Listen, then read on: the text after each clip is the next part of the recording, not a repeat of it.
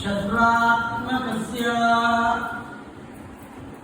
विष्णोर्व्यस्ताः समस्ताः सकलगुणनिधिः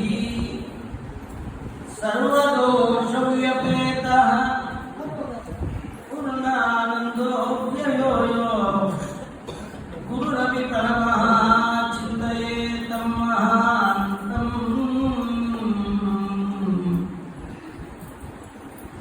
ॐ जन्माद्यस्य तोन्मयात् इतरतश्चार्थेष्वभिघ्नस्वराट् तेने ब्रह्महृदाय आदिकवये मुह्यन्ति यं सूरयः तेजोवारिमृदं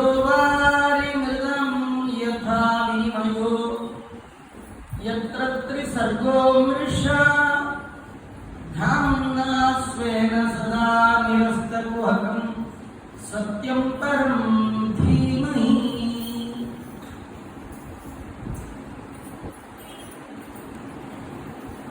बुद्धिर्बलं यशोधैर्यं निर्भयत्वमरोगता अजाड्यं वाक्पटुत्वं च हनुमत्स्मरणात् भवेत्। भवति यदनो भावाजीर्णमुकोऽपि वाग्मी जडमतिरपि जन्तुर्जायते प्राज्ञमौलिः। सकलवचनचेतो देवता भारती सा मम वचसि निधत्तां सन्निधिं मानसे च। यं प्रौरजन्मनुपेतमपेतकृत्यं द्वैपायनो विरहकातर आजुहाव पुत्रेति तन्मयतया तरवोऽपि नेदुः तं सर्वभूतहृदयं मुनिमानतोऽस्मि। नमो भक्तात्मिका देवाः विष्णुभक्तिपरायणाः धर्ममार्गे प्रेरयन्तु भवन्तः सर्व एव हि। मुकोऽपि यत्प्रसादेन कुन्दशयनायते राजराजायते रिक्तो राघवेन्द्रं तमाश्रये। तपस्वाध्याय शुश्रूषा कृष्णपूजारतं मुनिं विश्वेशमिष्टदं वन्दे परिव्राट् चक्रवर्तिनम्। आपादमौलिपर्यन्तं गुरूणाम् आकृतिं स्मरेत् तेन विघ्नाः प्रणश्यन्ति सिद्ध्यन्ति च मनोरथाः। स्वस्त्यस्तु सताम् अत्राप्युदाहरन्तीम् इतिहासं पुरातनम् अवधूतस्य संवादं यदोरमिततेजसः।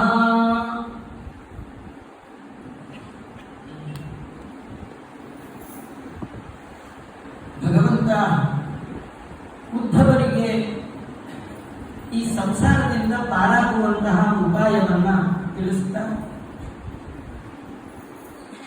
ದೇವರ ಅನುಗ್ರಹ ದ್ವಾರ ಭಗವಂತನ ಅಪರೋಕ್ಷಕ್ಕೆ ಕಾರಣವಾದಂತಹ ಶಮದಮಾದಿಗಳು ನನ್ನ ಅಧೀನ ಅಲ್ಲ ಅಂತ ಮನುಷ್ಯ ಶರೀರದಲ್ಲಿಯೇ ಅನುಭವದಿಂದ ಅರ್ಥ ಮಾಡಿಕೊಳ್ಳಬೇಕು. ಭಗವಂತನ ಇರುವಿಕೆಗೆ ಸಾಕ್ಷಿಯಾಗಿ ಬರುವಂಥದ್ದು ಶಮದಮಾದಿಗಳು. ಯಾರಿಗೆ ಶಮೋ ಮನ್ನಿಷ್ಠತಾ ಬುದ್ಧೇ ದಮ ಇಂದ್ರಿಯ ನಿಗ್ರಹ ಅಂತ ಭಗವನ್ನಿಷ್ಠವಾದ ಬುದ್ಧಿ ಯಾರಿಗಿದೆ, ಇಂದ್ರಿಯ ನಿಗ್ರಹ ಯಾರಿಗಿದೆ, ಅವರು ಮಾತ್ರ ದೇವರನ್ನ ತಿಳಿಯುವ ಯೋಗ್ಯತೆಯನ್ನ ಪಡಿತಾರೆ. ಇಂದ್ರಿಯ ವಿಷಯ ಗ್ರಹಣ ಮಾಡುವುದರಲ್ಲಿ ಜೀವನಿಗೆ ಸ್ವಾತಂತ್ರ್ಯ ಇಲ್ಲ. ನಾವು ಏನೋ ಬೇಕು ಅಂತ ಅನ್ಕೊಳ್ತೀವಿ, ಅದು ಸಿಗ್ಬೇಕು ಅಂತಿಲ್ಲ. ದಾಸರಂತಾರೆ ಹರಿಚಿತ್ತ ಸತ್ಯ ನರಚಿತ್ತಕ್ಕೆ ಬಂದದ್ದು ಲವಲೇಶ ನಡೆಯೋಲ್ಲ. ಇದು ಆತ್ಮನ ಅನುಭವ, ಇದು ನಮ್ಮೆಲ್ಲರ ಅನುಭವ. ಈ ಅನುಭವದಿಂದ ದೇವರ ಇರುವಿನ ಅನುಭವವನ್ನು ತಂದುಕೊಳ್ಬೇಕು. ನಮ್ದೇನ್ ನಡೆಯುತ್ತೆ, ಎಲ್ಲ ಭಗವಂತನಿಂದ ಆಗುತ್ತೆ, ಎಲ್ಲ ದೇವರಿಂದ ನಡೀತಾ ಇದೆ. ಈ ಅನುಭವವನ್ನು ತಂದುಕೊಳ್ತಾರೆ.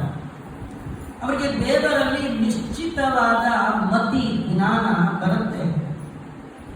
ಯಾರಿಗೆ ಅದು ಪಕ್ವ ಆಗ್ತಾ ಹೋಗುತ್ತೆ, ಅವರು ಯಾವುದು ಸ್ವತಂತ್ರವಾಗಿ ಪ್ರಯತ್ನ ಮಾಡಲಿಕ್ಕೆ ಹೋಗಲ್ಲ. ಅವರದು ಪಕ್ವ ಆಗ್ತಾ ಆಗ್ತಾ ಆಗ್ತಾ ಇಟ್ಟಾಗೆ ಇರುವೇನೋ ಹರಿಯೇ ಅಂತ ಇದ್ಬಿಡ್ತಾರೆ. ಹೀಗೆ ಇರಬೇಕು, ಹಾಗೆ ಇರಬೇಕು, ಅದೆಲ್ಲ ಮೊದಲಿತ್ತು. ಈಗ ಗೊತ್ತಾಯ್ತು ನಂದೇನ್ ನಡೆಯಲ್ಲ, ಒಂದು ಚೂರು ಲವಲೇಶ ನಂದೇನ್ ನಡೆಯಲ್ಲ, ನಿಂದೇ ಎಲ್ಲ ನಡೆಯುವಾಗ ನಂದೇನಿದೆ, ನಂದೇನದು ಸ್ವಾಮಿ, ನಿಂದೇ ಇದೆಲ್ಲ. ಅದಕ್ಕೆ ಒಬ್ಬ ತೇಜಸ್ವಿಯಾದ ಅವಧೂತ, ಅವನಿಗೂ ಮತ್ತು ನಮ್ಮ ವಂಶದ ಹಿರಿಯ ಯದು ಮಹಾರಾಜ, ಯಯಾತಿಯ ಮಕ್ಕಳಲ್ಲಿ ಹಿರಿಯ ಯದು ಮಹಾರಾಜ, ದೇವರು ತನ್ನ ಅವತಾರಕ್ಕಾಗಿ ಆಯ್ಕೆ ಮಾಡಿಕೊಂಡ ಫ್ಯಾಮಿಲಿ ಯದು ವಂಶ. ಕೃಷ್ಣನನ್ನ ಯಾದವ ಕೃಷ್ಣ ಅಂತ ಕರೀತಾರೆ. ಯಾದವ ನೀವ ಯದುಕುಲ ನಂದನ. ಯಾವ ಕುಲವನ್ನ ಭಗವಂತ ತನ್ನ ಅವತಾರಕ್ಕಾಗಿ ಆಯ್ಕೆ ಮಾಡಿಕೊಂಡ ಅಂದ್ರೆ ಯದುವಿನ ವಂಶವನ್ನ ಆಯ್ಕೆ ಮಾಡಿಕೊಂಡಿದ್ದ. ಆ ವಂಶದ ಮೂಲ ಪುರುಷ ಯದು ಮಹಾರಾಜ. ಅವನು ತನ್ನ ಜೀವನದಲ್ಲಿ ಕಂಡ ಒಬ್ಬ ಅವಧೂತ, ಅವನಿಂದ ಕಲಿತ ಪಾಠ, ಅವನ ಒಟ್ಟಿಗೆ ನಡೆದ ಸಂವಾದ, ಕಾನ್ವರ್ಜೇಷನ್. ಯದು ಮತ್ತು ಪ್ರಾಪಂಚಿಕ ಎಲ್ಲ ವಿಷಯವನ್ನ ಬದಿಗಿಟ್ಟು ತಾನು ಭಗವಂತನ ಮಾರ್ಗದಲ್ಲಿ ನಡೆದ ಒಬ್ಬ ಅವಧೂತ. ಯಾರು ಈ ಸಮಾಜ, ಈ ಸಂಸಾರಕ್ಕೆ ಅಂಟಿಕೊಂಡಿರ್ತಾರೆ ಅವರು ಅವಧೂತರಲ್ಲ. ಈ ಸಮಾಜದ ಕಟ್ಟುಪಾಡನ್ನೆಲ್ಲ ಬದಿಗಿಟ್ಟು ತಮ್ಮದೇ ಒಂದು ದಾರಿ, ಎಷ್ಟು ವಿಘ್ನ ಇರಲಿ ಏನೇ ಇರಲಿ ಅವರದೇ ದಾರಿಯಲ್ಲೇ ಹೋಗ್ತಾರೆ. ಅವರಿಗೆ ಅವಧೂತರು ಅಂತ ಕರೀತಾರೆ. ಅಂತಹ ಅವಧೂತ ಅವನನ್ನ ಯದು ಮಹಾರಾಜ ಕಂಡಿದ್ದಾನೆ. ಆ ಅವಧೂತ ಹೇಗಿದ್ದಾನೆ ಅಂದ್ರೆ, ಅವನ ಮುಖದಲ್ಲಿ ಯಾವುದೇ ವಿಧವಾದ ಭಯ ಇಲ್ಲ, ನಿರ್ಭಯವಾಗಿ ಸಂಚಾರ ಮಾಡ್ತಾ ಇದ್ದಾರೆ. ನಮಗೆ ಜೀವನದಲ್ಲಿ ಬರೀ ಭಯ. ದಾಸರಿಗೂ ಒಂದೇ ನುಡಿ, ಕ್ಷುಲ್ಲಕ ಜನರಿಗೆ ಎಲ್ಲ ಭಯ, ಭಗವಂತನ ಭಕ್ತರಿಗೆ ಎಲ್ಲಿ ಭಯ? ಇವನು ಭಗವಂತನ ಭಕ್ತ, ಅವಧೂತ, ದೇವರನ್ನು ನಂಬಿ ಜೀವನವನ್ನ ನಡೆಸಿದ ಮಹಾನುಭಾವ, ದೇವರನ್ನ ಆತ್ಮ ಸಾಕ್ಷಾತ್ಕಾರ ಮಾಡಿಕೊಂಡವ, ಕಂಡದ್ದರ ಒಳಗೆ ಕಮಲನಾಭನ ರೂಪವನ್ನ ಚಿಂತನೆ ಮಾಡಿ ನೋಡುವ ಭಾಗ್ಯ ಪಡೆದ ಮಹಾನುಭಾವ. ದೇವರಿದ್ದಾನೆ ಎನ್ನುವ ಎಚ್ಚರಿಕೆ ಯಾರಿಗಿದೆ? ಅವನಿಗೆ ಮೊದಲು ಹೋಗೋದೇ ಭಯ. ದೇವರನ್ನು ಮರೆತವನಿಗೆ ಬರೀ ಭಯ. ಕತ್ತಿ ತಗೊಂಡು ಕತ್ತರಿಸಿ ಬಿಡ್ತೀನಿ ಅಂತ ಜಡಭರತನ ಕುತ್ತಿಗೆಯ ಮೇಲೆ ಕತ್ತಿ ಎತ್ತಿದ್ರು ಜಡಭರತ ಒಂಚೂರು ಶೇಕ್ ಆಗಲಿಲ್ಲ. ಯಾಕಂದ್ರೆ ಅವನಿಗೆ ಗೊತ್ತು, ಕತ್ತಿ ಎತ್ತಿದ್ದಾನೆ, ಅವನಲ್ಲೂ ದೇವರಿದ್ದಾನೆ, ನನ್ನಲ್ಲೂ ದೇವರಿದ್ದಾನೆ. ಸಾಯ್ಬೇಕು ಇಚ್ಛೆ ದೇವರಿಗಿದ್ರೆ ನಾನು ಏನ್ ಟ್ರೈ ಮಾಡಿದ್ರು ಸತ್ತೇ ಸಾಯ್ಬೇಕು. ಬದುಕಬೇಕು ದೇವರಿಗೆ ಇಚ್ಛೆ ಇದ್ರೆ ಅವನು ಏನೇ ಮಾಡಿದ್ರು ನಾನು ಬದುಕ್ತೀನಿ. ಇದಕ್ಕೆ ನಂದೇನ್ ಪ್ರಯತ್ನ? ಇಟ್ಟಂಗೆ ಇರುವೇನೋ ಬರೀ ಅಂತ ಒಂಚೂರು ಅಲ್ಗಾಡದೆ ನಿಂತು ಬಿಟ್ಟ. ಇದು ಭಗವಂತನ ಭಕ್ತರ ಲಕ್ಷಣ. ಅವರಿಗೆ ಆಪತ್ತು ಎದುರಿಗೆ ಬಂದರು, ಬಂದದ್ದೆಲ್ಲ ಬರಲಿ ಗೋವಿಂದ ನಿನ್ನ ದಯ ಬಂದಿರಲಿ ಅಂತ. ಯಾವ ಆಪತ್ತುಗಳಿಗೂ ಹೆದರದೆ ಆಪತ್ತುಗಳಿಗೆ ವೆಲ್ಕಮ್ ಮಾಡ್ತಾರೆ ಅವರು. ವಿಪದ ಸಂತನ ಶಾಶ್ವತರು. ಕುಂತಿದೇವಿ ಸ್ವಯಂ ಭಗವಂತನ ಮುಂದೆ ಕೇಳಿಕೊಳ್ತಾರೆ, ನನಗೆ ಆಪತ್ತುಗಳೇ ಬರಲಿ, ಸಂಪತ್ತು ಬೇಡ. ಸಂಪತ್ತು ಜೀವನದಲ್ಲಿ ನಿಜವಾಗಿ ದೊಡ್ಡ ಆಪತ್ತು.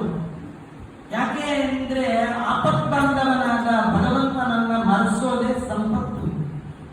ಸಂಪತ್ತಿದ್ದಾಗ ಬಂಧುಗಳೆಲ್ಲ ಬರ್ತಾರೆ, ಅವರಿಗೆ ಸಂಪತ್ ಬಾಂಧವರು ಅಂತ ಕರೀತಾರೆ. ಆಪತ್ತಿದ್ದಾಗ ಒಬ್ರು ಬರಲ್ಲ, ಆಪತ್ ಬಾಂಧವ ನೀನು. ಆಪತ್ತು ಬಂದಾಗ ಕಳೆದ ಕ್ಷಣ ಬರುವ ಬಾಂಧವ ಬಂಧು ನೀನು. ಅದರಿಂದ ನನಗೆ ಆಪತ್ತೇ ಇರಲಿ ಅಂತ ಸಜ್ಜನರು ವಿಪತ್ತು ಆಪತ್ತುಗಳ ಪರಂಪರೆಯನ್ನು ಸ್ವಾಗತ ಮಾಡುವಷ್ಟು ಧೈರ್ಯ ಈ ಅವಧೂತರಿಗೆ ಅಕುತೋ ಭಯ, ಭಯನೇ ಇಲ್ಲ.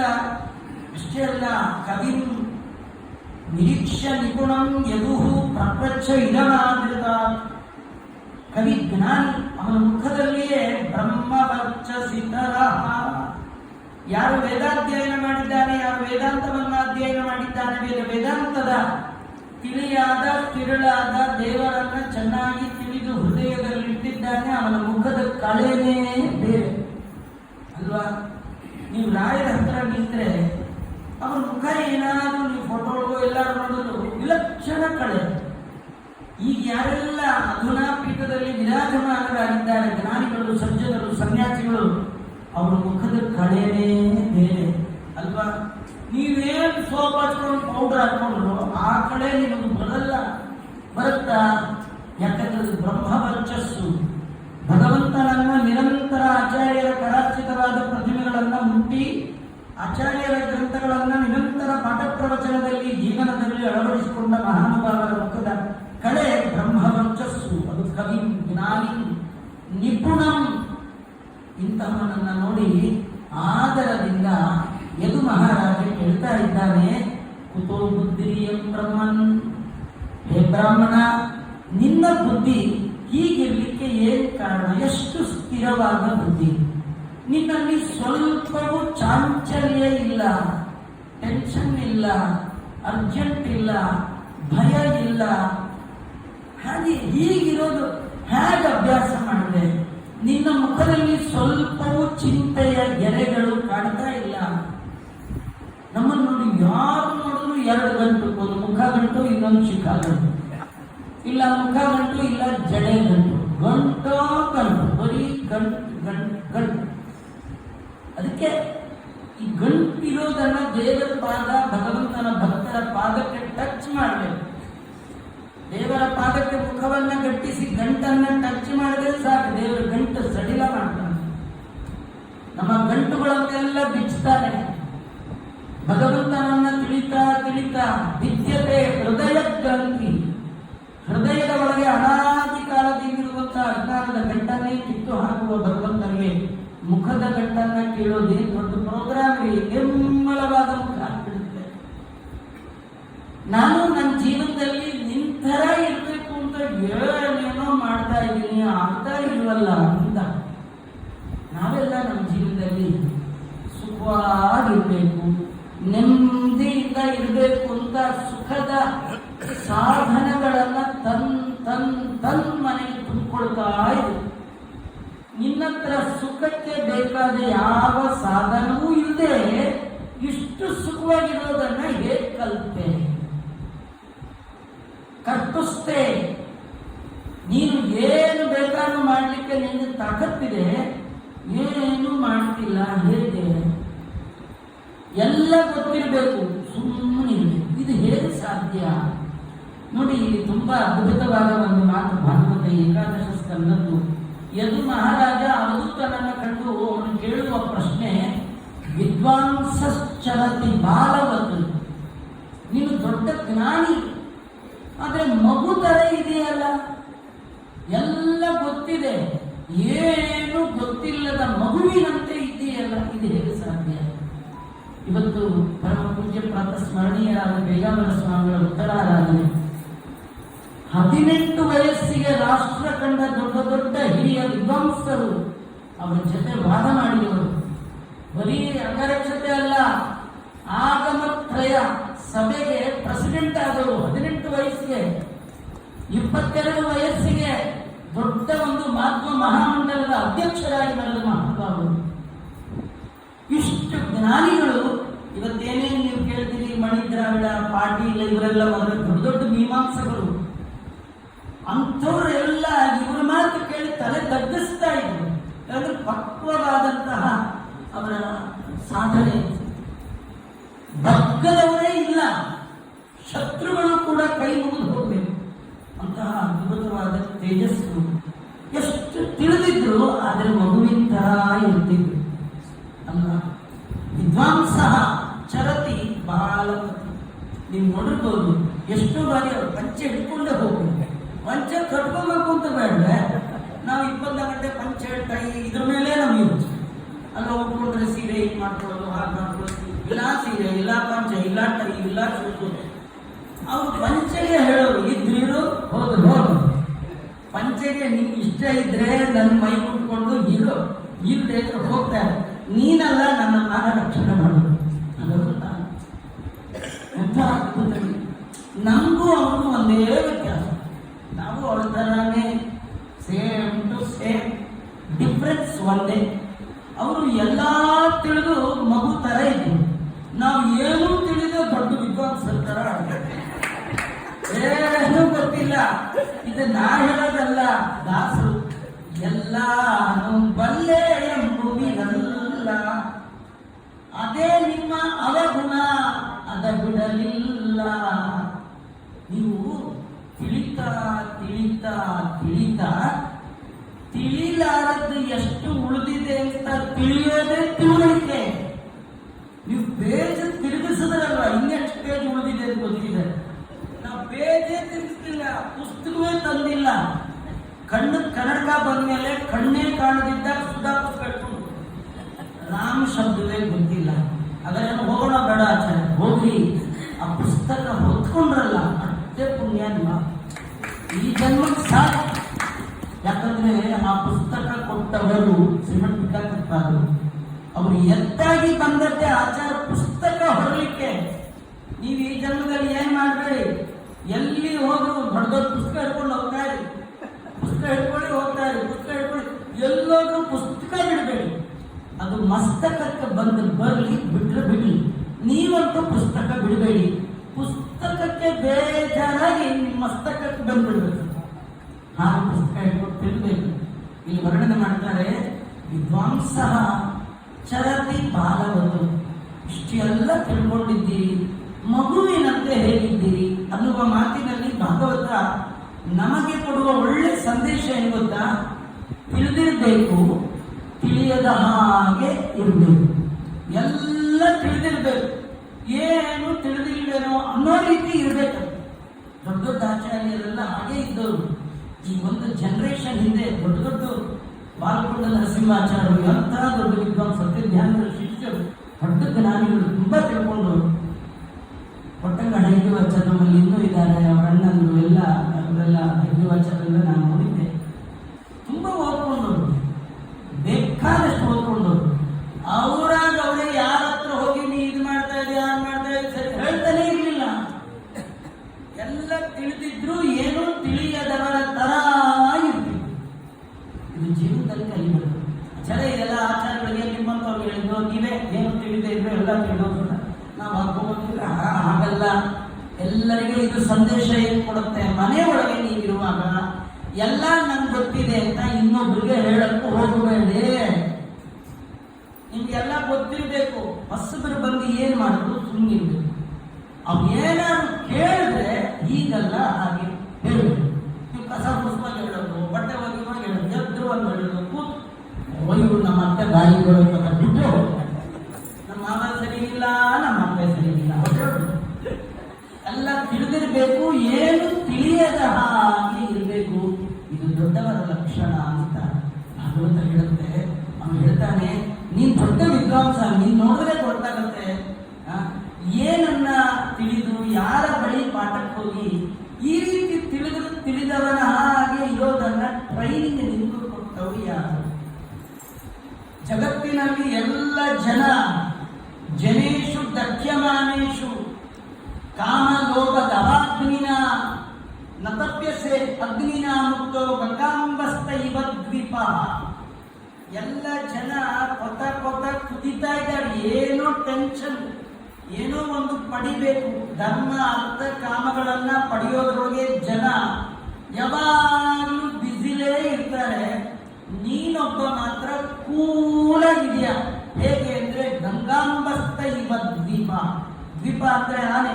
ಬೇಸಿಗೆ ಕಾಲದಲ್ಲಿ ಗಂಗೆಯ ಒಳಗೆ ಕುಳಿತ ಆನೆಗೆ ಬೇಸಿಗೆಯ ಬಿಸಿ ತಾಕದೆ ಕೂಲಾಗಿ ಹೇಗಿರುತ್ತೋ ಹಾಗೆ ಸಂಸಾರದಲ್ಲಿ ಮನುಷ್ಯನಾಗಿ ಬಂದರೂ ಕೂಡ ಯಾವುದೇ ಜಂಜಾಟ ಇಲ್ಲದೆ, ಯಾವುದೇ ತೊಂದರೆ ಇಲ್ಲದೆ, ಯಾವುದೇ ತಾಪತ್ರೆ ಇಲ್ಲದೆ, ಯಾವುದನ್ನು ಪಡೆಯಬೇಕು ಅನ್ನುವ ಭಾವ ಇಲ್ಲದೆ ಇಷ್ಟು ಆರಾಮಾಗಿದೆಯಲ್ಲ. ಇದನ್ನು ಹೇಗೆ ಕಲಿತೆ? ತಂತು ಕಲ್ಪ ಕವಿ ದಕ್ಷ ಸುಭಗ ಅಮೃತ ಭಾಷಣ. ನೀನು ಒಳ್ಳೆ ವಿಚಾರ ಮಾಡಿದವ, ವಿವೇಕಿ. ನಿನ್ನ ದೇಹದಲ್ಲಿ ಸೌಂದರ್ಯ ಇದೆ, ಬಲ ಇದೆ. ನೀನು ಮಾತಾಡಿದ್ರೆ ಒಳ್ಳೊಳ್ಳೆ ಮಾತಾಡ್ತೀಯ ಅಂತ ನನಗೆ ಗೊತ್ತಾಗ್ತಾ ಇದೆ. ಆದರೂ ನೀನೇನು ಮಾಡ್ತಾ ಇಲ್ಲಲ್ಲ. ಹೀಗೆ ಲೈಫ್ ಲೀಡ್ ಮಾಡೋದು ಯಾರಿಂದ ಕಲಿತೆ? ಇದೇ ಆರ್ಟ್ ಆಫ್ ಲಿವಿಂಗ್ ಅಂತೆಲ್ಲ ಬೆಂಗಳೂರು ಬಂದ್ಬಿಟ್ಟಿಲ್ಲ. ಅಲ್ಲಲ್ಲ, ಭಾಗವತದಲ್ಲಿದೆ ಆರ್ಟ್ ಆಫ್ ಲಿವಿಂಗ್. ಹೇಗೆ ಜೀವನ ಶೈಲಿ, ಹೇಗೆ ಜೀವನ ನಡೆಸಬೇಕು, ಸಜ್ಜನ ಹೇಗೆ ನಡೆಸ್ತಿದ್ದ, ಅವಧೂತ ಹೇಗೆ ನಡೆಸ್ತಿದ್ದ, ಭಗವಂತನ ಭಕ್ತರಾದವ ಹೇಗಿರಬೇಕು ಅಂತ ಈ ಭಾಗವತ ನೋಡಿ